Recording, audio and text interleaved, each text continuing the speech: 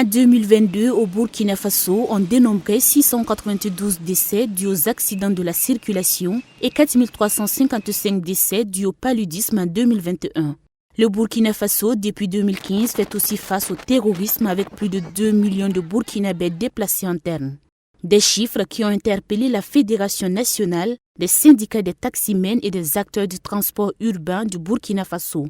Elle a donc décidé pour cette année d'axer la sensibilisation de ses membres sur la lutte contre le paludisme, l'incivisme routier et surtout la lutte contre le terrorisme. Selon Adama Emmanuel Nakoulma, président de cette fédération, plusieurs activités sont au programme pour réussir ces 72 heures du taximan. Vous savez qu'avec l'histoire du terrorisme, nos acteurs de fois ont le renseignement, ils ne savent pas comment fournir en tout cas à l'autorité. Dans cette sensibilisation, ils auront en tout cas l'expérience de voir comment fournir le renseignement à l'autorité pour que nous puissions quand même évoluer. Vous savez que nous travaillons et ce sont ces acteurs qui colportent les bonnes nouvelles et les mauvaises nouvelles. Vous savez que nous prenons du tout, mais on ne sait pas dans ce tout qu'est-ce qui se passe.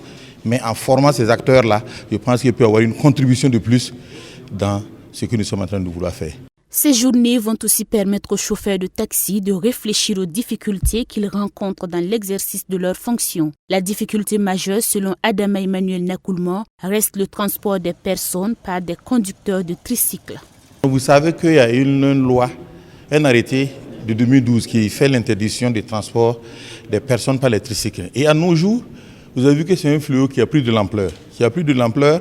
Et on a passé à des phases de sensibilisation en faisant savoir que les taxis motos ne doivent pas prendre des personnes, ils doivent prendre que des marchandises.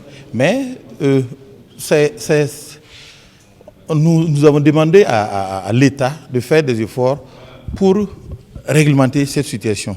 Au niveau de la fédération, l'accent sera mis sur le travail de contrôle afin de démasquer toute personne qui exerce frauduleusement ce corps de métier. Il s'agit des conducteurs de tricycles, oui, mais aussi des personnes qui utilisent les véhicules personnels ou encore les motos à usage de taxi. Il est aussi question, au cours de ces 72 heures de travaux, du renouvellement du parc automobile dédié aux taximens. Les participants à la cérémonie d'ouverture des travaux ont d'ailleurs bénéficié d'une présentation à cet effet. Le ministre du Transport et de la Mobilité urbaine, représenté ici par son directeur de cabinet, a félicité les organisateurs de cette initiative. Mamadou Cissé a saisi l'occasion pour encourager la fédération à travailler à la professionnalisation du métier de conducteur de taxi afin de faciliter le travail du ministère.